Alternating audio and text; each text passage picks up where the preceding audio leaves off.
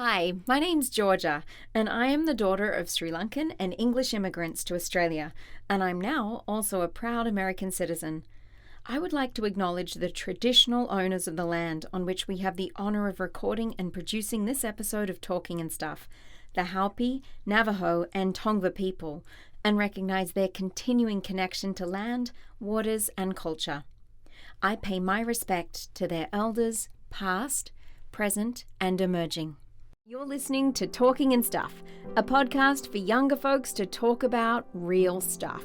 The stuff that they want to talk about and think about, and even sometimes just laugh about in a safe place. It's a place for the stuff that isn't easy, the stuff that is confusing, that hurts, that's a bit scary, or that you wish more folks would talk about. Some of the things we do talk about might bring up a lot of feelings and thoughts for you.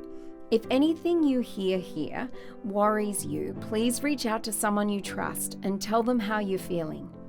If you aren't sure who to reach out to, please reach out to me via the email in the show description. We are here for you, and you are never alone. Thank you for joining us and listening. We love having you here, and if you ever have something you'd like to share, we would love to talk with you too. Okay, cool. Hailey in Arizona. Here we go. Hi. Hi. This is a bit of a fun trip for me. Probably. It really, really is. Oh my gosh. I haven't seen you in how long? Oh, God. I don't know. Years. Yeah. Years. Years. You were so much shorter. Yeah. You're like a grown-up that. human being now. It's wonderful. I love it. And I'm so happy to be here. So, Hailey, introduce yourself to the world. Do I look at you or the camera? You can look at me or the camera at any point. It's Okay. totally fine. Alright. I'm Hailey Asmus. I'm 14. Amazing. And where do you live, Hailey Asmus? Parks, Arizona. This is Parks, Arizona, everyone. This is so exciting. I drove out from LA this morning. Alpacas are over there. Yeah. Llamas in here. Llamas are in here. We are recording with llamas. This is a first for me, everybody, me and the llamas. We've got Mercedes and Penelope and Odie and Letty. Hi, guys. They're watching us. So I'm really hoping they come up and say hi. Now, when did you move out here? In 6th grade, like 3 years ago. So probably, I know I was 12. I know that much. Yeah. Because I got a phone for my birthday that year, so I could keep in contact with my friends. I love that's the timestamp. It was the year I got a phone. Actually, I know that year too, because I was in year 12 when I got a phone. So moved out here 6th grade. Mm-hmm. How did you feel about the move? I mean, it was pretty challenging leaving friends since, I'd been friends with them since kindergarten, and when I was, I think it was kindergarten, I was bald. Mm. So they were all kind of just used to both sides of me. And since we moved, that was during COVID. So, Yeah. I mean, it made it a little challenging coming to schoolwork, but otherwise it was fairly easy. So you just said something I didn't even think of. So you moved here and then it was COVID. Mm-hmm. So you had to wait until after COVID really to... Yeah. So you had all of this time here. Yeah. Not knowing how How the culture socializing was, yeah. and people were going to be. Mm-hmm. That feels a bit like you've kind of gone into a time warp, right? With your family? I don't know. Wow.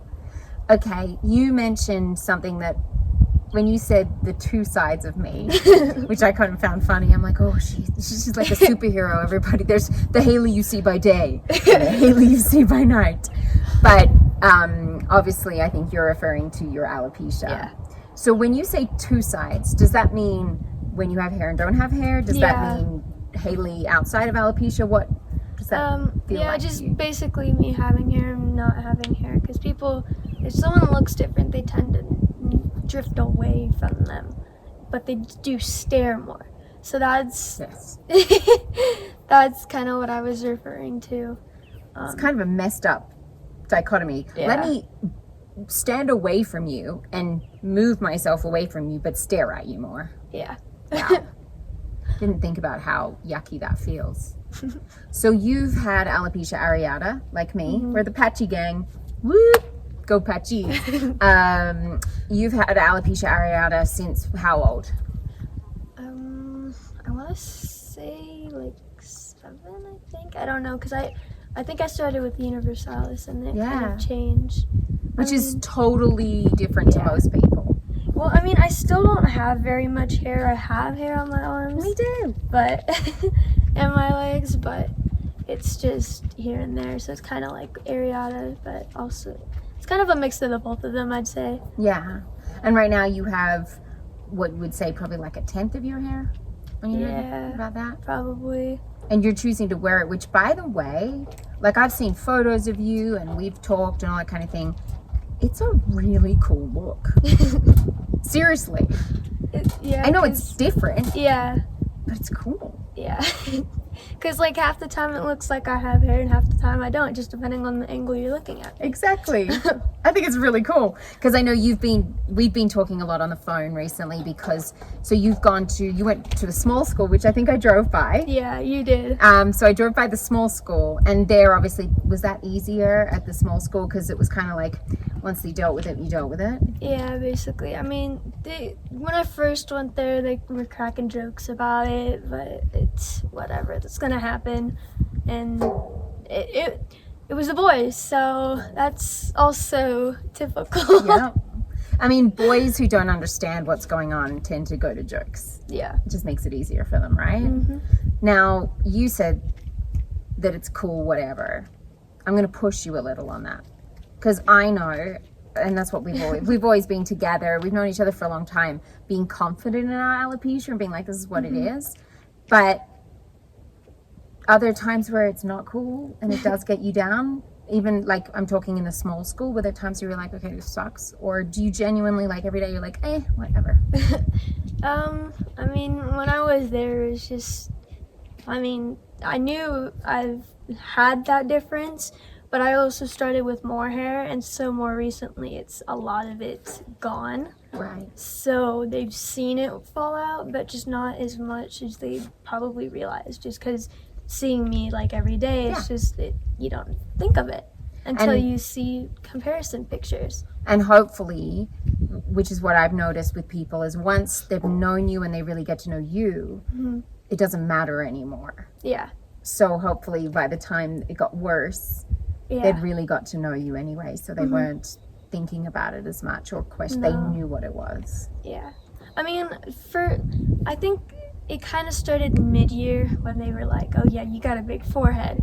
That was the joke they kept cracking. Me too. People say that all the time. And then after that, it just kind of went from halfway to the year to the three-quarter mark, and I think that was probably about it. I don't think they really did much after that. It was just, well, that's good at least. Yeah. But now you go to Flagstaff High School, and that's pretty new. How many weeks? It's, wait, hold on. We're gonna be in week 5 next week, I believe. I guess that makes sense. Yeah. How's that been on all? Like, take the hair out of it if you don't want to talk about the hair, just in general. Moving from a small school to Flagstaff High School, how do you feel about it so far? I enjoy it a lot better. Yeah? Yeah, I prefer to be in a bigger school. Even though it's a little more stressful moving from the different periods just because of the crowds, but I just feel more comfortable in that kind of a social situation because of being in California before this. So I'm just used to it. And going there, it was just like, there's so little, like I had 8 in my class. 8 people in your class? Yes. That's hard it's hard to hide ever. Yeah. Like you can't have a bad day with 8 kids. Yeah. Right? Yeah. That's Basically, interesting. it was crazy. Yeah. But even with the 8 of us, it wasn't really like we stuck to social groups. We mostly tended to hang out around each other. I mean, sometimes the boys would go off and do whatever, but... Yeah. Well, there's only 8 Whatever. of you. I mean, that is a social group in many ways. It's kind of the equivalent of one social group. Have you been able to make good friends at Flagstaff so far, or did you know people? So I knew some girls from the graduating year before me of the 8th grade. Okay. So I see them here and there. When I went to a volleyball camp, I met a girl who's a sophomore, who's also in their grade, and she hangs out with them. So I thought that was a pretty interesting factor. Yeah. And then when we went to an orientation for Williams, which is the next city over from me, it's actually one of the cities you drove through. I did. Yes. I remember seeing Williams. Yes. It had a pilot in it. Yes. So there was one of the girls there, and she actually, for some reason, thought I was a freshman the year before her. So she thought I'd be a sophomore this year. Ah. Yeah, and so it was funny, and that's how she met me, was asking me if I was a freshman already. You're just so mature. That's what it is. You are very mature. Yeah. That's something, I mean, we talk about this all the time as alopecians. It forces you to kind of grow up and have perspective. Like, whereas some people your age might be worrying about certain things like, you know, their hair or nails or things that are very simple and very sort of materialistic in many ways. Yeah. It forces you to double down on what matters and focus on those things. So you just have to grow up a bit faster, don't you? I'd say that it's probably true. Yeah. And you're the oldest of 4 kids as well. Yeah. What's it like being the oldest on a ranch, for that matter? It's a challenge, you know, just because it's hard to get your own space. Even though it's such a big property, we have such a limited amount of space because of our living situation. But, Yeah. you know.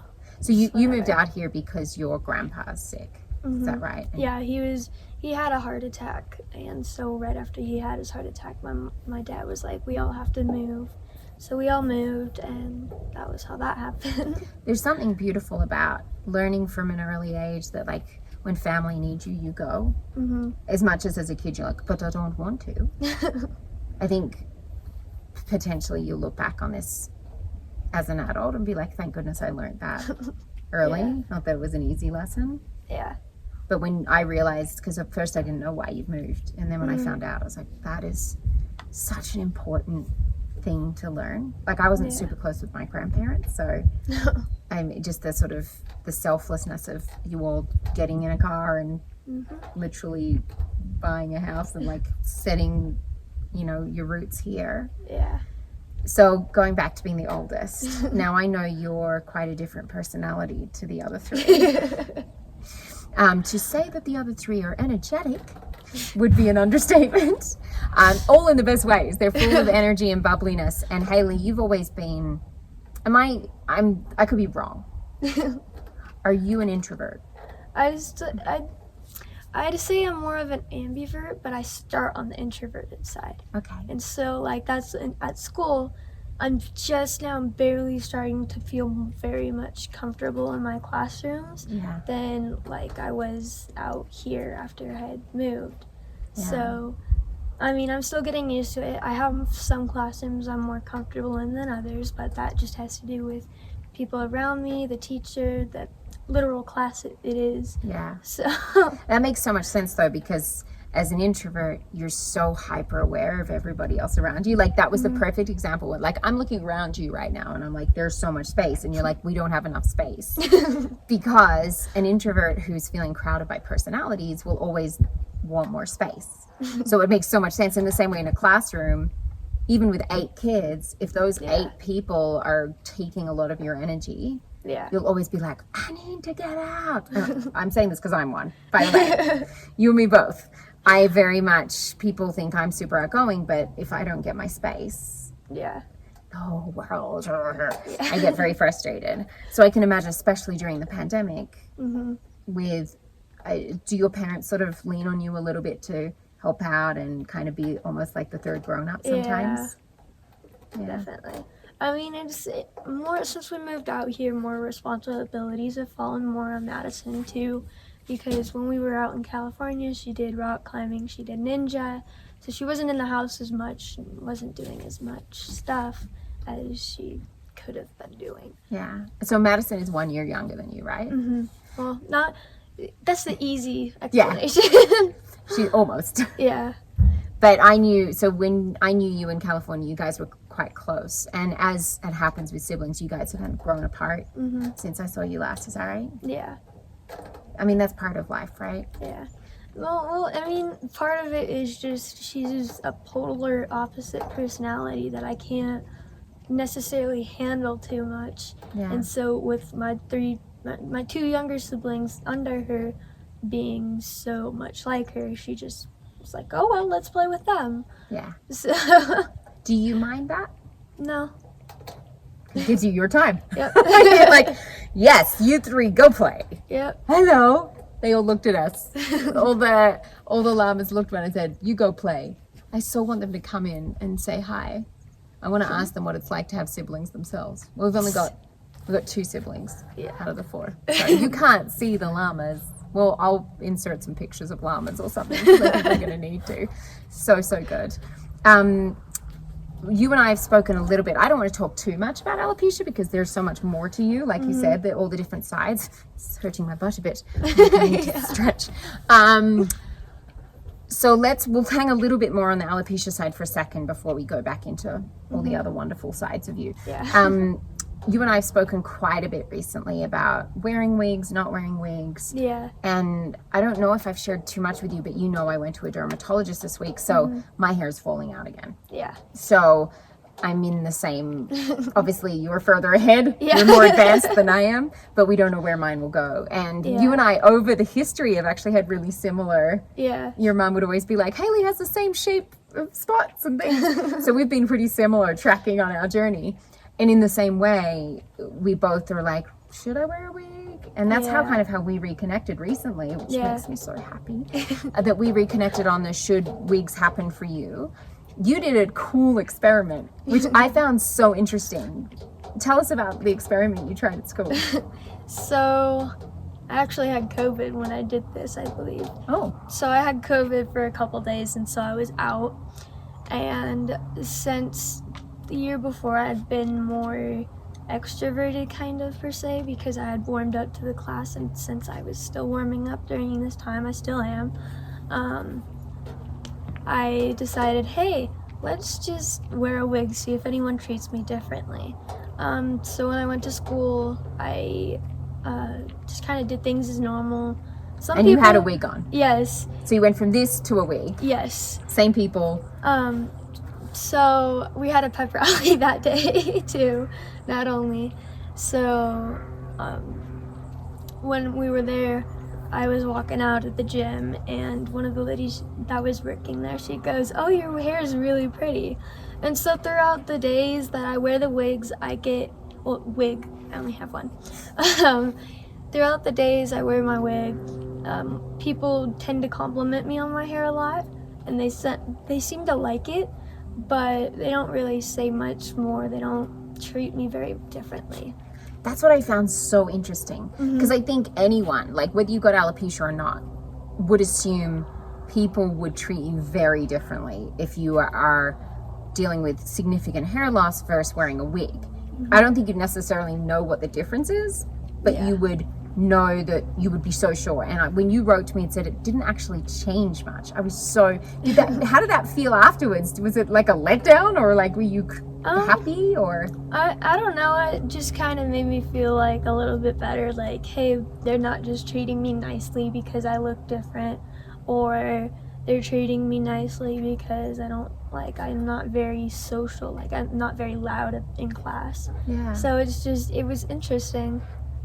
I think that is such an important lesson that you learned, and that you allowed yourself to learn. Like it's not like that accidentally happened. You took the initiative to learn that already at your age, that actually all of this doesn't drastically, I think we're so, sorry everybody, but this is kind of true. We're all so caught up in our own selves that we think everybody in the world's noticing us, and like their day is determined by how we are, which is so not the case when you think about, like, we don't get affected by how everybody else is most of the time. I mean, introverts do more, but the fact that you got to learn, like I could wear a clown hat and people aren't necessarily going to treat me differently once they know who I am, which I think is like, that blew my mind. When I got that text message, I was so excited. One thing I wanted to ask you though, when people compliment you on your hair, I never know what to say when it's a wig. Obviously with this, it's like, well, thank you. I actually had it happen on the drive here. And it was very, very special. It was a boy who had cerebral palsy, a grown man, actually. He wasn't really a boy. He was probably about 30. And he was being very friendly. And he was like, you have a great day. You have a great day to everyone in the bathroom at the like road stop. And then he read my shirt and he's like, what does that say? And he was like, oh, spread kindness. And he goes, Mom, spread kindness. And he was like, high five. And he wanted me to meet his mom. And then he goes, you have beautiful hair. And I was like it's full. I wanted to be like, don't say that because it's falling out. And then I'm like, probably not the right person to say this to. But when you're wearing a wig and someone says, I love your hair, what do you want to say? Like, what do you say? How do you respond? Because I never know. It depends on the amount of time I have with them. So if it's someone I'm walking past real quick, I just say thank you. If it's someone that walks over to me and says, oh, I like your hair, it's like really pretty, then I'll explain it more in depth. Yeah. Yeah.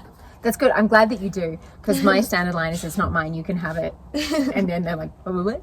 And that opens the conversation. Just because, I don't know about you, but I spend so much of my time hair being a thing, where I see other people's hair and it might look better or whatever, that I don't want anyone else to be envious of my hair when it's not real. Yeah. I'm like, oh, I don't want to add more stress to you, person, when you could buy this as well. Yeah. Okay, so you've gone from 8 people to an entire big school.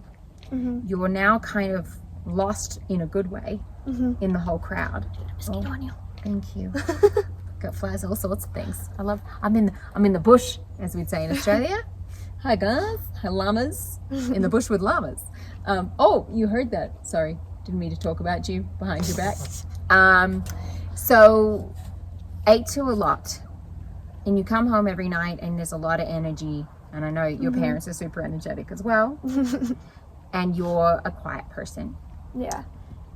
What do you do for you that, I don't know if you know the term flow, but it's when you're doing something that you don't need to pee, you don't need to eat, you like don't even notice time, everything just feels good. Do you have anything like that in your world that you can escape to? I listen to music. Yeah? Yeah. What music do you listen to? A lot of stuff. It just depends on the day, really. Yeah? Yeah. The mood you're in right now, if I was like, Hailey, I'm just going to go and hang in my car, which would be a really weird thing to do when I've driven here to see you for a few hours, help yourself to some music. What do you feel right now? I have different playlists that I'd play. So I'd play my playlist that I titled Road Trip, which is more upbeat music. We play it sometimes, because sometimes I'll be allowed to play my music, so we'll play it when we go to like Vegas or like down to Phoenix or Prescott, just different areas that take a little bit longer of time. Yeah. Because it's like a 2.5, 3 hour playlist, so it's nice. Longer but not very long. Yeah. So with your music being your safe, that your flows thing, do you find you're thinking about things, or you just kind of notice that you're not even thinking at all? Which one happens for you? Depends. I'd say it probably depends on the day, the time, or even just maybe sometimes the song, just because sometimes I can zone myself out. Like, I can listen to any type of music and then I can start reading too. Yeah. And then my sister's like, how do you even do that? Like, the words in the song, but it's just because I get zoned into stuff really easily. You're in flow. You can tell her that. And the person I got a bite. I think when that mosquito was on my head, it definitely bit me, because I can feel it now. I'm like, oh, I got an itchy head. The guy that came up with flow, his name is Macaulay Csikszentmihalyi. Try and say that a million times fast. But that's, if ever, flow is the state, and that's the magical space. That's the space when everything is good in the world. A lot of young people might look at you and think, she's so brave, right? Which I agree with, for the record. Because you're not trying to hide. you've been carrying a difference on the front of you. Now, let me put this on the record. Every young person out there has a difference. Yours is just happened to be front and center. Yeah. So it's harder to hide it. Yeah. A lot of people go through life. I know adults that are 20 years older than me that are still hiding behind their, hiding the difference behind anger, or hiding their difference behind humor. That was funny because they don't want to be found out. You and I at times, so I understand, but you more so. Yep, totally have a mosquito bite on my head. Talking about front and center. You don't have the luxury, although I disagree, I think it's actually a gift. You've been given the gift of having your difference up on, literally on the top of your head.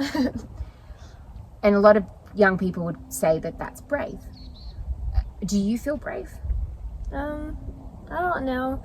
Just because the only time I tend to really notice it is if I see, if I look at myself in the mirror to, brush my hair or, do makeup or something along those lines while I'm looking in the mirror, and I notice it. But otherwise, most people, when you look at yourself, other than looking in a mirror, you see yourself in a first-person point of view.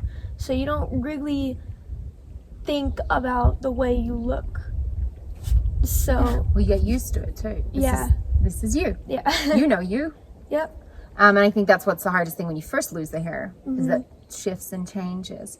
Have you found that because of what you've been through, you've been able to be helpful or supportive or understanding towards other people with differences? Yeah, for sure. Yeah. There have been a time where you've been grateful, you're like, thank goodness I've been through something so I can help this person? Yeah, I mean, there was one time where I didn't fully know what to say. I didn't want to make her feel kind of worse about the situation, but someone I knew, she had lost a pet. Yeah. And so I was just like, I understand that. I live on a ranch. I've lost animals here. I've lost animals out there in California. I understand what you're going through. But like I said, I didn't really want to make her that much worse, especially because I knew she was having a rough time as it was. So I didn't want to bring it up until a later time, but I just never found the right time to really connect with her to do it. I think also part of it was just because I wasn't really close with her either. Yeah. So it just made it a little more difficult. But what's interesting though is sometimes we don't need to say anything. Sometimes it's just in our energy. And I think because of who you are and what you've been through, I almost want to bet that you could feel, for me, when I'm going through a tough time, I don't want someone to fix it. Yeah. I don't want someone to tell me all the cliches. It's just hair. Or, I mean, if we're talking about alopecia, obviously there's worse things that happen to your life. Or when you lose someone important, they'll always still be there in your heart. And you're like, go away. Not helpful. I want to cry. Let me cry. And I think there's something in your energy that would just be it's okay to be you. And that just think, like you said, I didn't have the right words and didn't have it. A lot of people try and say all the right things, and that can be annoying. Yeah. With your alopecia, I'm pretty sure you don't like everybody coming up and talking to you about it all the time, right? No. You kind of just want to be normal. Yeah. Well, there's no For the such thing most as normal. And nobody should want to be normal because that doesn't exist. I've decided that's not an actual thing. In a social group, basically. Yeah. In a social group that you consider yourself to be normal in. Right. That's a better status quo.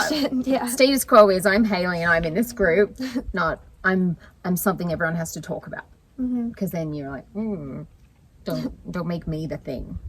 I'd imagine because you're not a big center of attention person. So I'd imagine you're like, shh, can we talk about someone else? Yeah. So I do understand that. There are so many people, especially young people right now, going through so many challenging things all the time. We've kind of been thrown into that a little bit in the last few years. You kind of had the playbook before it happened. If I was to come to you today, which is not totally true, but it's a little bit true, and say, I'm having a tough time with my hair at this time, and I'm having a tough time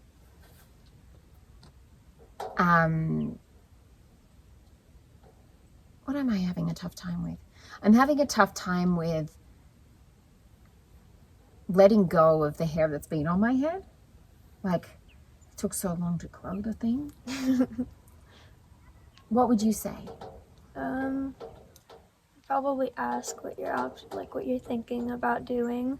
Like, do you want to wear a wig? Do you want to like go through kind of medication to kind of keep it? Do you want to wear a hat? Like, just kind of the options what people typically have, and then based off of their answer, just kind of discuss with them what I think would be maybe the better option for them.